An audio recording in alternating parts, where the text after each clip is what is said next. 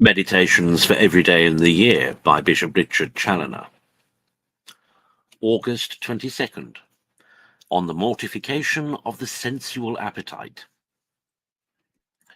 Consider first that our sensual appetite, that is, the strong inclination we have to gratify our senses and to indulge them in their pleasures, is one of the most dangerous enemies the soul has, and stands most in need of being restrained and corrected by mortification.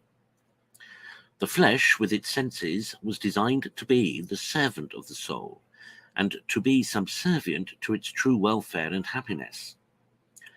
But if the sensual appetite be not kept under subjection by mortification, the servant will quickly become mistress, and the poor soul will be made her slave, and will be dragged along by her irregular inclinations into all kinds of evils. Our sensuality, therefore, must be mortified. We must absolutely deny ourselves all unlawful, sensual, and carnal pleasures. We must fly them more than death.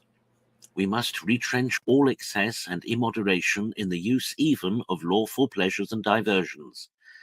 We must never suffer ourselves to affect them, much less to have a passion for them. We must accustom ourselves to curb and thwart the inclinations of our senses in things lawful or indifferent, that so we may acquire greater facility in overcoming our sensual appetite when it inclines to things unlawful, and may at the same time punish our having formerly indulged ourselves in them. We must never do anything merely for our pleasure.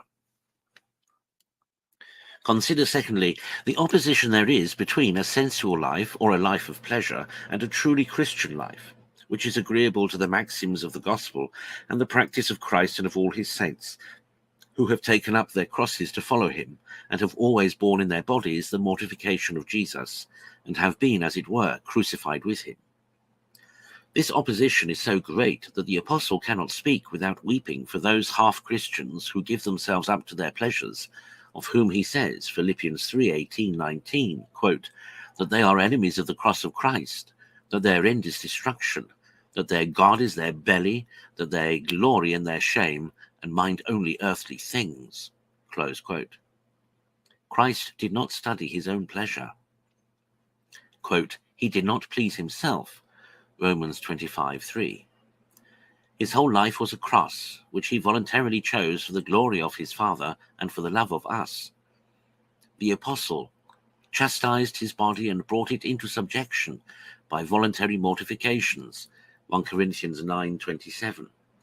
All the saints have walked in the same footsteps. They have all crucified their own flesh. Galatians 5:24. The kingdom of heaven suffereth violence, and none but they that use violence upon themselves beareth it away.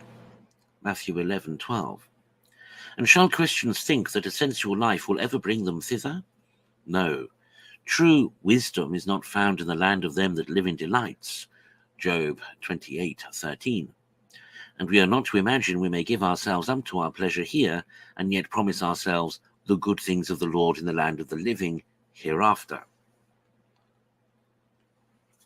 Consider thirdly, that there is no one but what may and ought to practice the mortification of the flesh and of its sensual appetites, and that too by restraining it often from things otherwise lawful.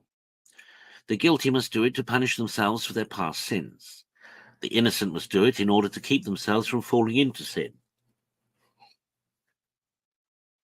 which will be the unavoidable consequence of their not mortifying and keeping under so dangerous an enemy. None must excuse themselves here on account of their want of strength or health. 'Tis easy for a Christian of a good will to contrive and to put in execution a variety of self-denials that neither require any bodily strength nor prejudice the health.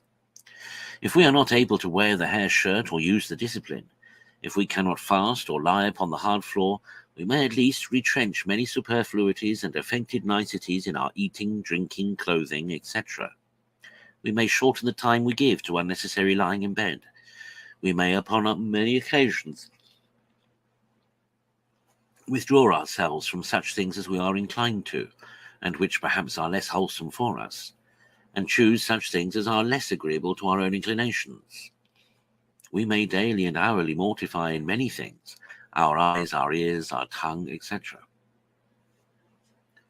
Conclude, to make it thy daily business to mortify on every occasion thy sensual appetite, lest otherwise flesh and blood prevail on thy soul, and she fall an everlasting prey to her mortal enemies.